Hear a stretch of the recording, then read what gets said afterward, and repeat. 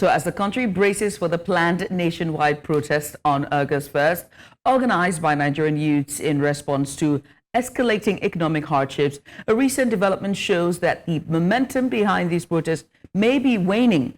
And according to reports, several groups have withdrawn their support, citing a variety of reasons, including concerns about potential violence and a preference for dialogue with the government.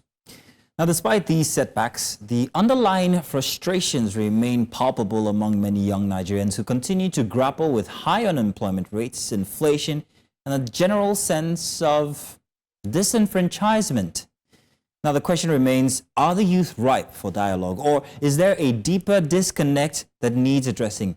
As some groups push for constructive engagement with authorities, others believe that protests are necessary to force meaningful change. The outcome of these protests could have significant implications for Nigeria's socio-political landscape. And so to explore these issues and to further and also to discuss this in detail, we're joined by a distinguished panel of guests. Our very first guest for today is Mr. Gboyega Akosile. He's a special advisor to the governor, Babajide Sanwo-Olu, on media and publicity, and he'll be joining us later on during the course of this program. We also have Mr. Omoyele Sowore. He's a renowned politician and activist, and he joins us live via video chat.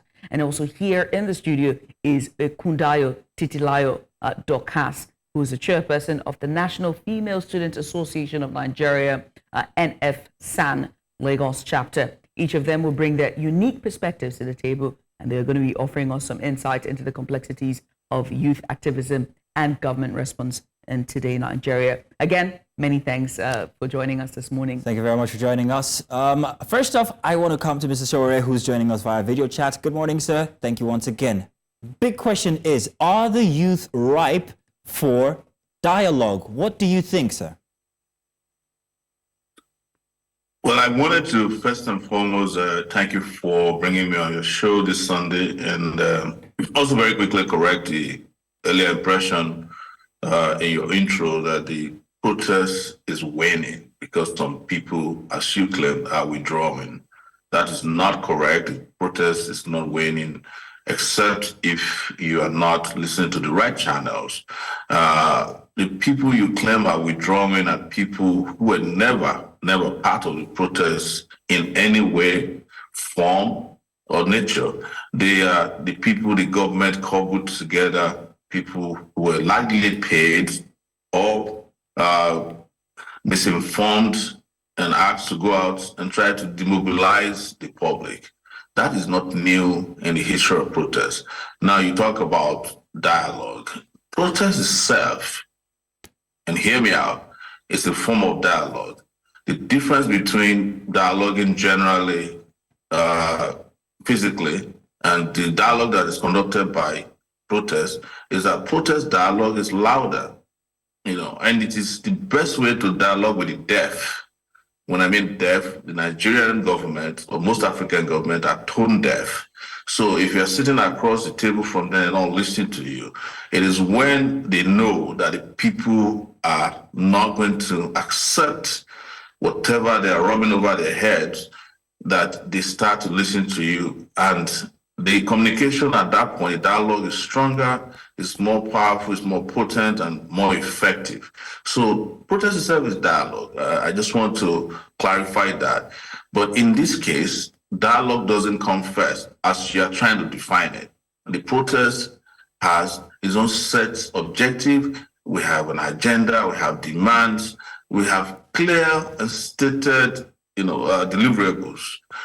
We also have a timeline for which when the process will start and the first number of days it will take, and possibly several other days that will follow until the conditions are met. So this is a very well organized protest that is driven by data and is driven by technology and total commitment from a lot of Nigerians, both youth, young and old. Mr. Sowore, it makes me wonder, right? I wonder what you think about these bodies and civil societies and organizations who are, removing themselves and withdrawing support for the protest. What are your thoughts on those groups? I've just addressed them. I don't know them. There's a lot of groups in Nigeria, armed force groups. Some of them don't exist except when there is a sabotage to be done. Some of them exist just created what you call special vehicle NGOs, and some of them are called NGIs, non-governmental individuals. So whenever there's an opportunity, these opportunities will show up and capitalize on it and make some quick bucks from it and move on with their lives. What I'm saying to you is that they were never part of any conversation. I've seen some of them. They were never part of those. You cannot pull out from a protest you're not part of the plan for. But you can say that you don't want protest. And that is their right too. They have a right to express a divergent opinion about how the rest of us, or a majority of Nigerians, want to go about addressing their social, political, and economic concerns. Well, Okay. Mr. Sowore, I'm going to let you know that I'm going to warn you that this might spill over into the next hour because we have so much to discuss. We're also going to take a break somewhere in the middle here. But we do have the chairperson of one of those bodies here with us inside of the studio. I will direct a question to her only after we get back from this break. Let's take a short break. This discussion in a minute. As we've been asking the very pertinent question, which is protest or dialogue, which is the answer to good governance? And joining us live in the studio is our guest. We've been discussing with them from earlier on. On Zoom is Mr. Sowore. He's a politician and an activist, and he joins us live via video chat. Mr. Sowore, many thanks for being patient and joining us. We also have with us live in the studio, she is Ekundayo Titilayo Dorcas. She's the chairperson of the National Female Student Association of Nigeria and a SAN Lagos chapter. We also did have earlier Mr. Gboyega Akosile, who's the SA to the Governor of Lagos State on Media and Publicity. I'm sure he's going to join us. Yeah, he'll be rejoining us this soon. Conversation. Just before we went on that break and then the news, I did say that we're going to come back, and also we have representing one of the bodies that have pulled out of the protest here with us, and that's talking about Ms. Titilayo here in the studio. But before that, we also talked about something. Wanted to go back to the conversation from Mr. Sowore regarding the groups, the faceless groups, in quote, who have dropped out. However, Mr. Sowore, I just wanted to read some of the groups that have joined, or rather that have dropped out. And we're talking about groups like the National Association of Lagos State Students, the National Association of University Students, the Lagos State Chapter, National Association of Polytechnic Students, and also, to name a few, National Female Students Association of Nigeria, of which we have the chairperson here with us by name of Titilayo Ekundayo. So I'm going to be asking Titilayo now a very interesting question, which is, first off, let's get your take on this. Why exactly is your association pulling out of the mass protest for August 1st? All right, good morning. First and foremost, I would like to appreciate this program. And secondly, my association is actually pulling out of this protest because we have no association with a set of people who organize this protest. Who are the people organizing the protest? We don't even know them in So code. why did you say you don't have association with them? Yeah, because they call themselves Nigerian youths and they are centering their protest to Lagos. And Lagos is a peaceful state. I am the chairperson of the female students here in Lagos State, and we have the 3 C's. Before we can confront, we need to consult and consolidate. And after consulting and consolidation, I don't think we have the potential to go into confrontation, which is the protest. Don't you think that Lagos has this main character energy that it constantly has? The conversation about protests has been on a nationwide stance. If that means, because we saw the governor call traditional rulers from all the geopolitical zones in Nigeria, we saw them call all the chief heads. We saw them, they saw the presidency speak to all of the governors from the APC forum. So why do you think it's just only Lagos? Because I noticed that the entire groups who have pulled out are mostly Lagos chapters. Yes, mostly Lagos, because here in Lagos, I don't think there is this much hardship here in Lagos. Because So there's no hardship in Lagos? Yes, there is, but I think the governor has been working towards that, because recently there is something like Onjeiko that the governor put in place for all Lagos State to be able to benefit from it. thereby reducing the hardship in Lagos. So you think that Lagos is insulated from the hardship that they... No, don't quote me there. No, you said, no, I'm not misquoting. I want to be clear because you Okay. said Lagos is not experiencing hardship like the rest of Nigeria. Yes. That's what you said. Yes. And then you said that the Lagos has been doing initiative. One of them is Onje Oko. Yes. So I asked again, so does that mean that we're insulated from the rest of the things that Nigerians are facing? Yes. And so you don't think that Lagosians are Yes, protesting? yes, because looking at it, there have been more protests in Nigeria and it hasn't led to anywhere. Rather, we have vandalization of the government's properties. Some of the protests that happened years back, we have the protests during the June 12th, we have the protests during Goodluck Jonathan's regime, and this recent protest of the NSAS, which most of our youth actually died. So I would think, instead of the youth going into the protest, why not form a body and have a tete-a-tete with the government?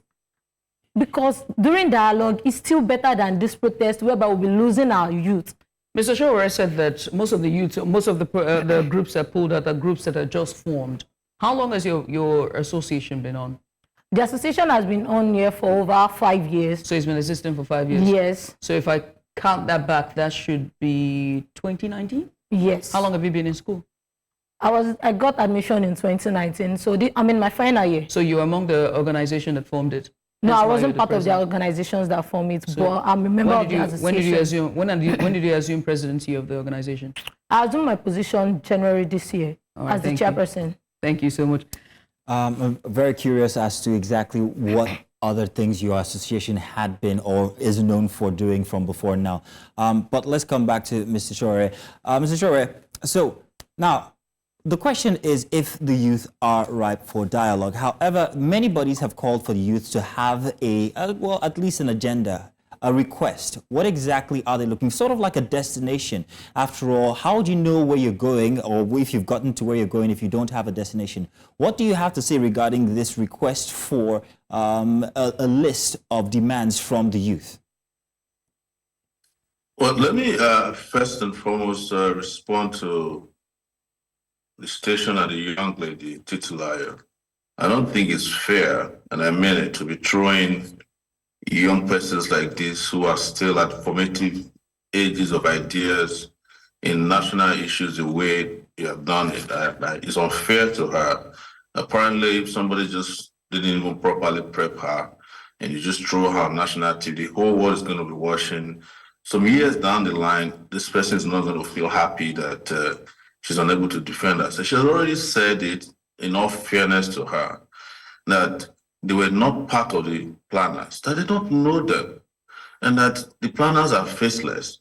So, and that was what I was saying earlier, that they were not part of the people who planned this. They weren't part of, they don't even know what it's all about.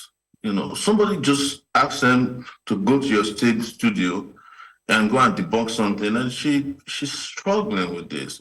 And instead of being upset with her, I'm upset with the station for not doing their background job. Bring people who understand what national issues are. These are young persons whose future I am trying to protect. As she has told you, she just got into university 2019. By 2019, I was already in detention under the Buhari regime. She's new to all these issues. She's new to the troubles of Nigeria.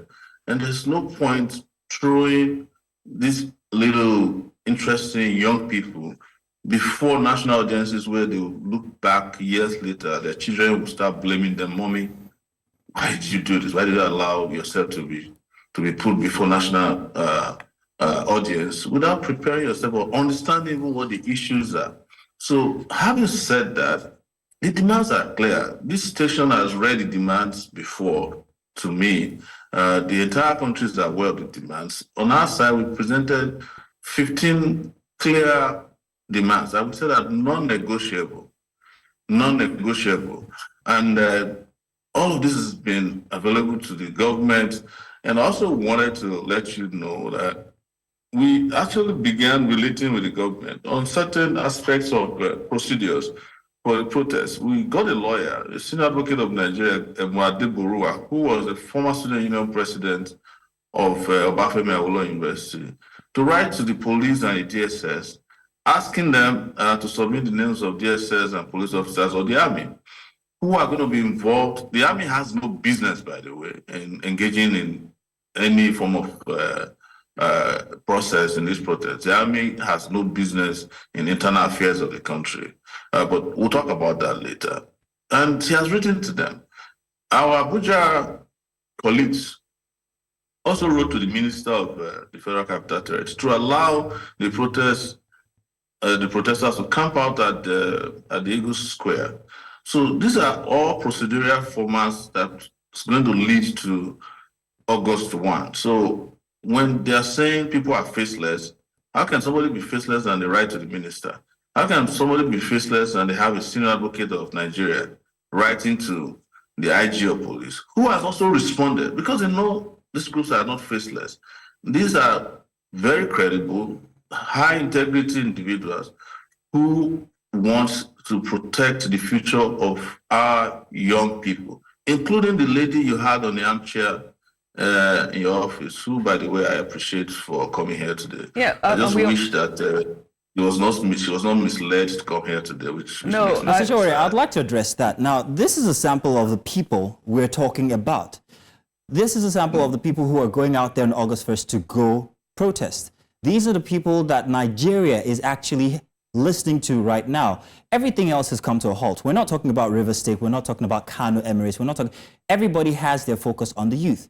Whether you like it or not, these are the people, whether their ideas are fully formed or immature, these are the people that are right now in the center of everything that's happening. So her as a representative, I believe she also needs this platform as well to express her view as well and that of her association. And I do appreciate what you say about the young lady here, but let's focus on the fact that these are the youth.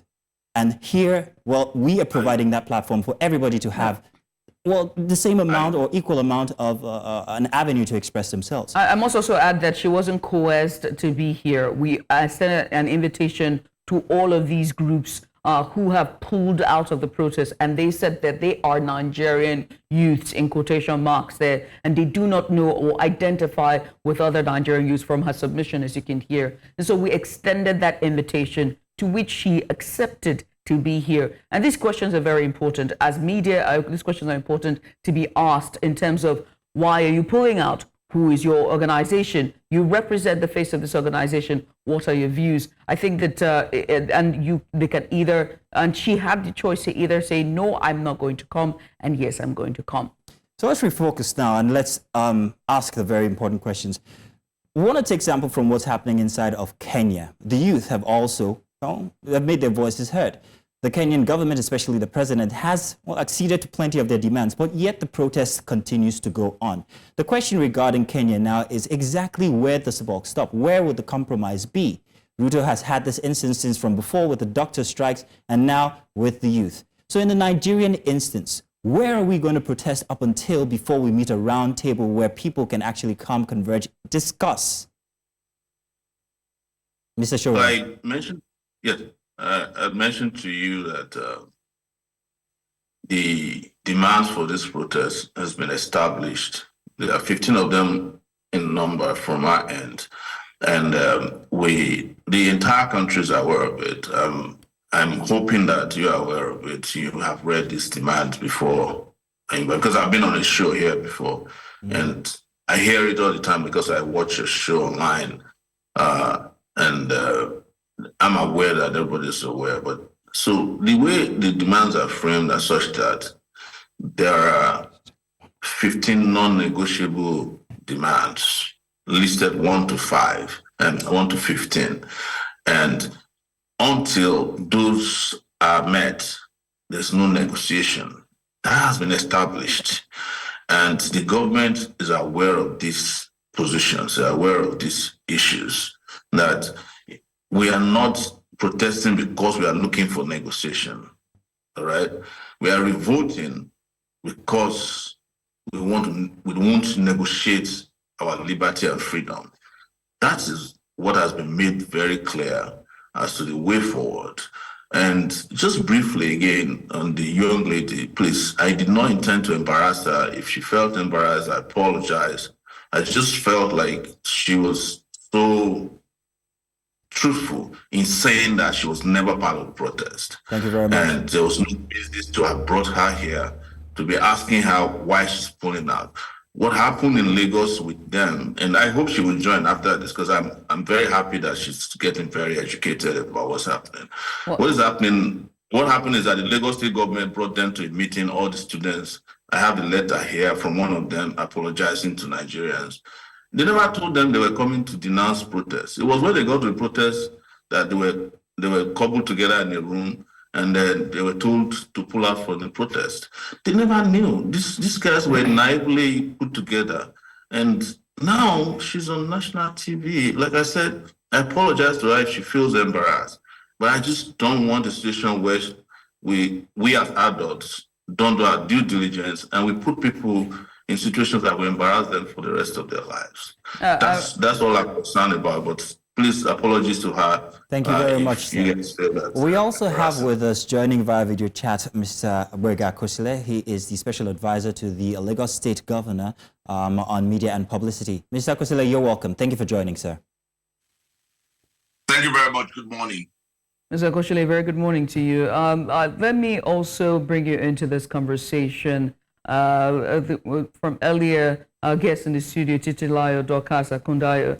I said that Lagos State sometimes always seems to be the center, given even its slogan, Center for Excellence. It is always a center for things like this. And there's been concerns about the protests melting into violence. So given experiences or events from earlier, what steps is Lagos State taking to address the grievances of the youth? And how can you ensure or plan to ensure that this doesn't melt down to anarchy and chaos? Thank you very much. It's no-brainer. Lagos is the center of everything.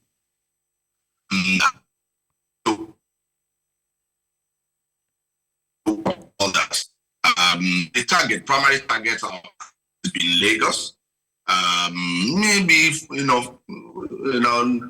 in the past couple of years, Abuja always been Lagos. Now, and the reason is not far-fetched. If you look at the way Lagos is the center of business, commercial activities in the country, and everything, trade and all that, and of course, is the most cosmopolitan city in Nigeria, where you have all manners of people, all ethnic groups. There is no ethnic group that is not fairly represented in Lagos. None. All ethnic groups are well represented here in Lagos. So it's from strategic point of view. If I were planning a protest, I would naturally target Lagos, because Lagos is the hub of media, where the international media will be focusing, where everybody will be focusing. So my brother, the comrade knows. I mean, those of us who come from journalism background, and we know all of these things. So we know that where you target is where people like us will want to get our content, where we'll get our reportage, so that we can report adequately. So Lagos is usually the focus. And if you go into our past history, it didn't start today. From time immemorial, from the days of the south, the wet here, the southwest of Nigeria usually was the major place for agitation. The days of the Ganifa enemies of this world, the Olisa Agbakoba, when even some of us joined in protests in those days. But the most important thing that we need to take out is very simple. And there are two things. Where I stand, because I advise, and I'm a media person, where I stand is very simple. You cannot stop people from protesting.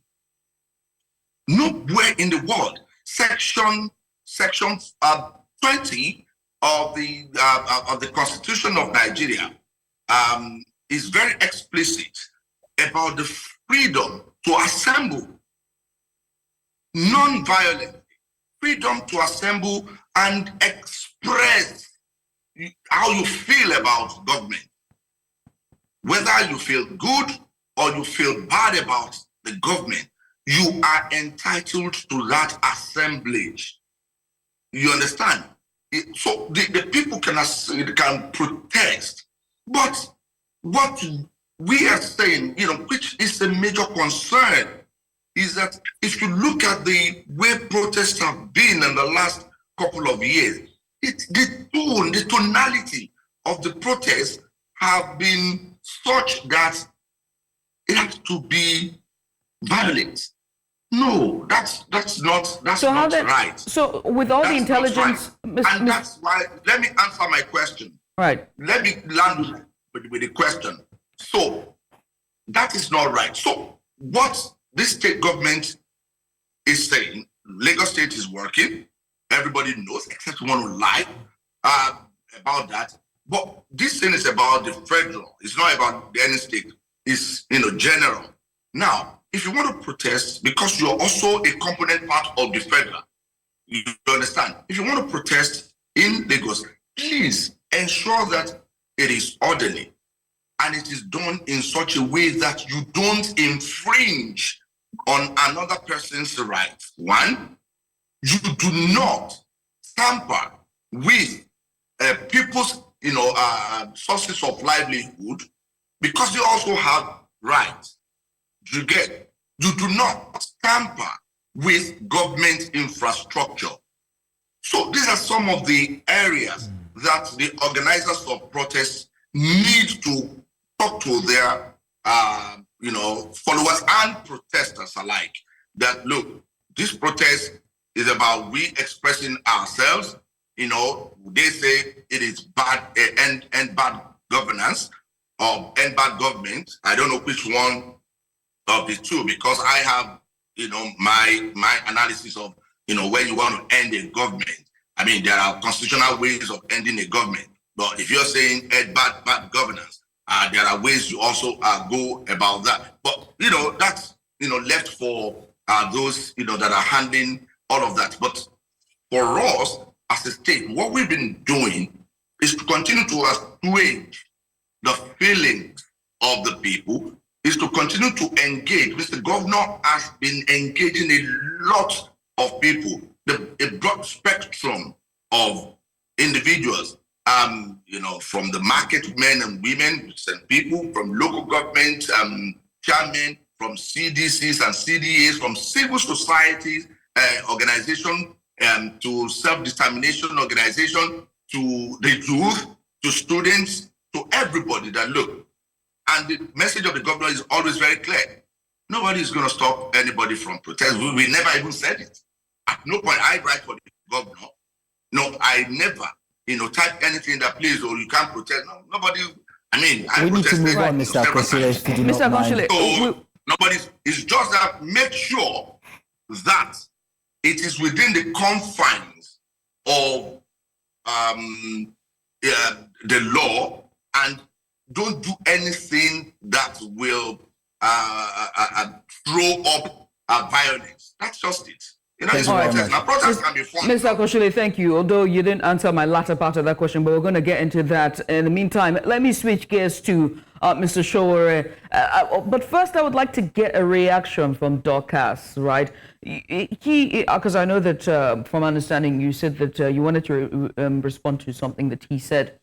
And he said that there was a letter that he has, and that students associations pulled out after a meeting with certain representatives of the government. And you'd like to respond to that. But what university are you at? I'm from Lagos State University. All right, fantastic. Okay, so Mr. Sowore, if I'm not mistaken, I would like to tell you that I'm representing a female student. I'm not representing the female youth, but the female students. So I'm speaking... Students of University of Lagos. Yes. Lagos State University, yes. LASU. Not only LASU, but the 10 universities in Lagos State. 10 universities in Lagos State. So I'm representing them now. How many are your membership? We have students from all, representative across all schools in Lagos. How many are there? 10. 10. How many are your members?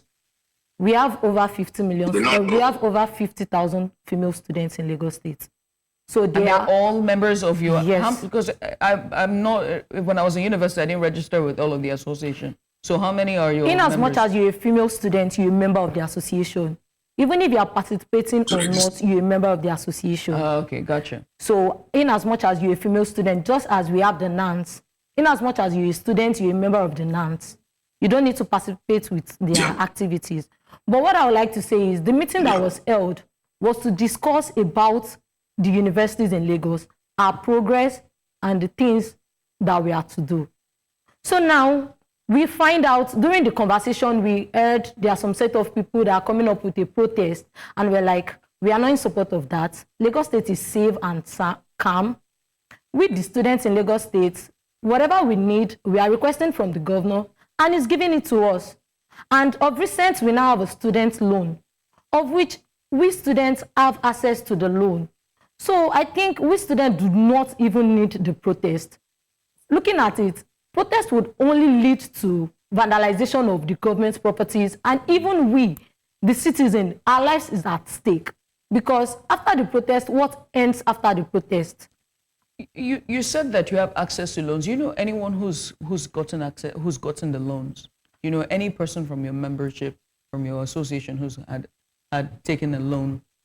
Right now, I don't know anyone, but my HOD actually sent me the link of how I can access the loan, and he sent it to me to send it to all students. Do you know anyone who's applied? Yes, I know some of my classmates who applied. Okay. And I know definitely they will actually get the grants in as much You know they can definitely. fulfill. Yeah. Yes, in as much as they can fulfill the We're running out of time, so I'm going to come back to Mr. Sowore. Mr. Sowore, there have been arguments about the leaders or proponents of the protests that will be holding in August, and talks about most of them not even being inside of Nigeria. What do you have to say about this? Well, this is an irrelevant position, and I discussed that with one of your reporters last week. And the moment I finished, they cut that part out, and they're paying ₦1 million or close to it for bloggers who said that Sowore is not in Nigeria. It's irrelevant. We live in a global era. The world is now a global village, and anybody who is in Nigeria, wherever they might find themselves, is at liberty to participate in any issue affecting his country. And I want to bring it back to your notice that the person who is president of Nigeria today, Bola Tinubu, was engaging in not only just protests. They went abroad. Himself, Professor Wole Soyinka, Fayemi, and the rest of them. We're all together at that time, not together as in being in the same room, but we all believed in the pro-democracy struggle.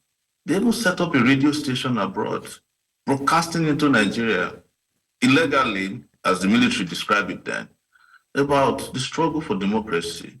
So it's really in South Africa, when they wanted to fire the apartheid, some people left and some people were inside, and they were working. The most important thing is to focus on how to defeat oppression.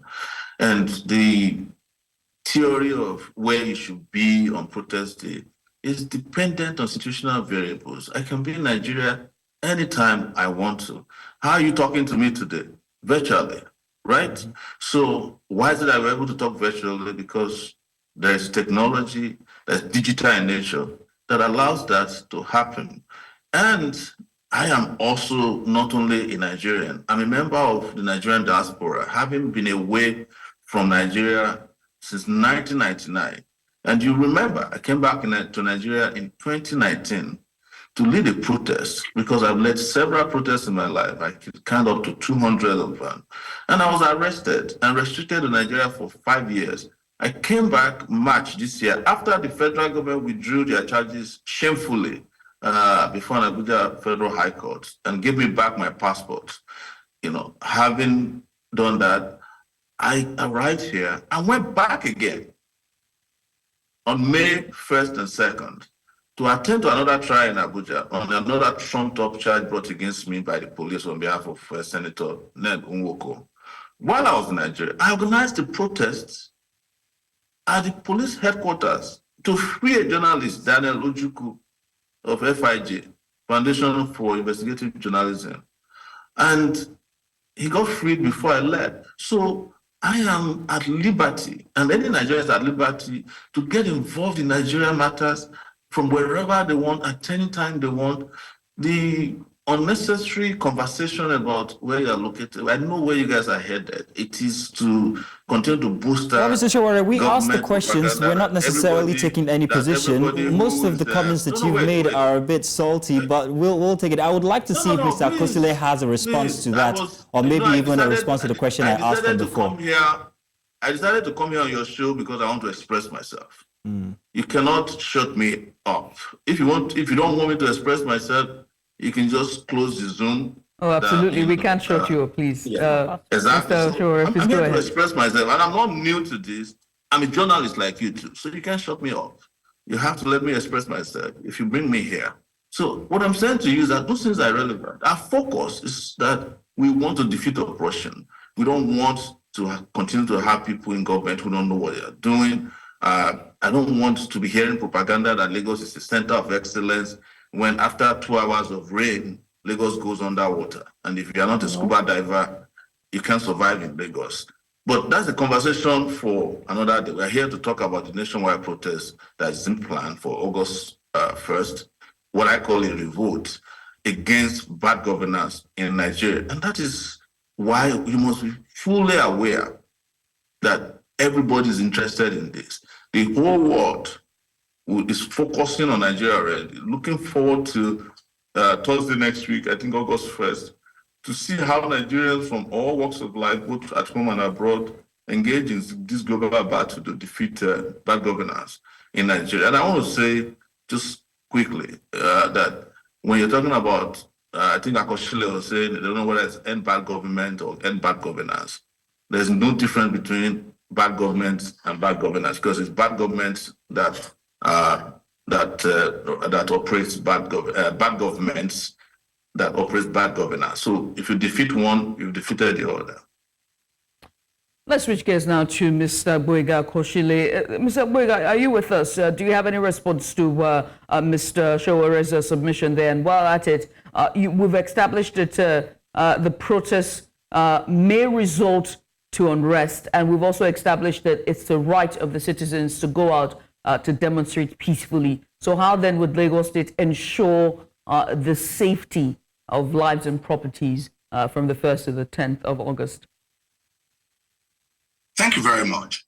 Thank you very much. So one thing that I don't like about when people come on air or when people speak about protests and all that is, and they talk about rights.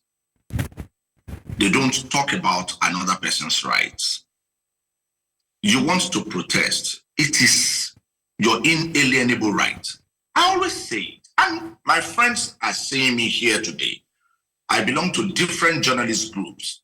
They know what I write in all of those groups. I always advocate for citizens' rights, not because I'm on air, not because I'm trying to defend, my own government. No, it is me. If you know my background, then you know that I'm a non-conformist as a person. That's my, default setting. However, when you are talking about your rights, you should also think about my own rights too. Because your right stops where my rights begin. Now, if you have a right to protest, it must be peaceful protest. You should also think about me, that I do not want to protest. I'm not saying me, I'm just using me as an example now. So you as a Nigerian, you want to protest, you should also think about another Nigerian who does not want to protest, who just wants to go about his lawful business on those days. Now, should your own protest impede his movements? Should your own protest stop him from accessing his own means of livelihood? Should your own protest, if my wife is pregnant and is about to be delivered of a baby or babies, and I'm taking them to the hospital, should your protest block the road from allowing me access the hospital? And in that process, something may happen to my wife and the unborn children. We need to think about all of this. Like I keep repeating, nobody will say don't protest. It is your right to protest. But the same right that you have is what other people do have. The young woman that is in the studio said they are not going to join the protest. And I've been reading that, and Sowore also said it, that you cannot pull out of what you were not part of.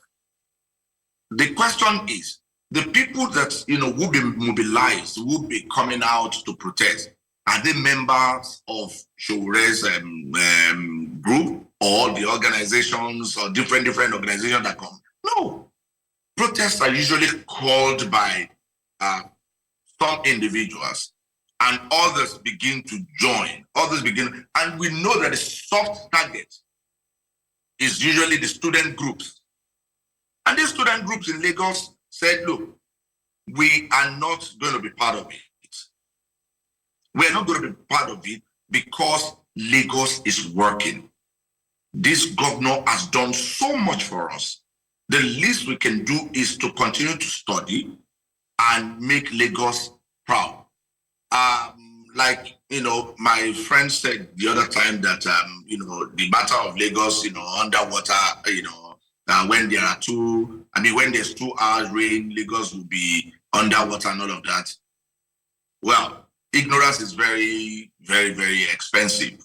It's unfortunate. I just pity. It's sad, because if you don't know that, the position of Lagos, that is surrounded by water, and what is happening globally with the environment, you wouldn't be saying that. And of course, Mr. Akosile, we're pressed for time. We're pressed for time, so I have to ask again: how then can the government? We're pressed for time. Rainfall, Lagos, and the flood in Lagos does not, start. It does not last for 1 hour. Okay, Mr. Akosile, we're pressed for time, so I'll ask again. It is the duty of the government and security forces, agencies, to ensure that lives and properties are protected. That is the duty. It's also, as you said, your right ends when another one starts. We've established both entities. How then can there be a merger that as the citizens are protesting, their lives are being protected? In less than a minute. Okay, so I'll come to that very, very, very in a plain language. It is the duty of the security agencies to protect everybody, protesters and non-protesters. So I know that, the governor had a security meeting a couple of days ago, and this matter, came to the front burner, and the governor was of the opinion that everybody must be protected. The rights of everybody must be guaranteed. However, there must be a caveat. If anybody attempts to foment trouble, what do you think the security personnel should do? All right. Mr. Akosile, we're going to leave it here, but many thanks for your submission. We want to say thank you to our entire panel of discussion, the panel of guests today who's given us quite the insight. From here in the studio, Titilayo Dorcas Ekundayo. She is part of a student body who have withdrawn from the protest. We also had Mr. Omoyele Sowore live joining us via video chat. He's a politician and activist who joined us today. And we also have with us Mr. Gboyega Akosile. He's the media special assistant or special advisor to the governor of Lagos State on media and publicity. Gentlemen and lady, thank you so much for joining us today.